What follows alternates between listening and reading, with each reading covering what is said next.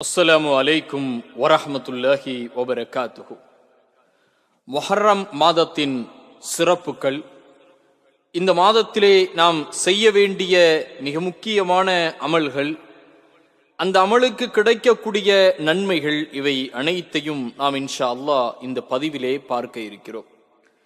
நசாஇ என்கின்ற நபிமொழி தொகுப்பிலே 4612வது ஹதீஸாக இடம்பெறுகிறது. அல்லாஹ்வுடைய தூதர் ஸல்லல்லாஹு அலைஹி வஸல்லம் அவர்கள் கூறியதாக அபூதர் ரலியல்லாஹு அன்ஹு அவர்கள் அறிவிக்கின்றார்கள்.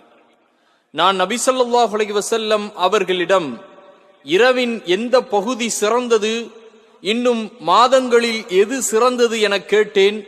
ரசூலுல்லாஹி ஸல்லல்லாஹு அலைஹி வஸல்லம் அவர்கள் கூறினார்கள், இரவில் சிறந்தது அதன் நடுப்பகுதி என்றும், மாதங்களில் மிக சிறந்த மாதம் முஹர்ரம் மாதம் என்றும், அது அல்லாஹ்வுடைய மாதமாகும் என்றும் கூறினார்கள். முஸ்லிமிலே பதிவு செய்யப்பட்டிருக்கக்கூடிய மற்றொரு ஹதீஸ் 747வது ஹதீஸாக இடம்பெறுகிறது.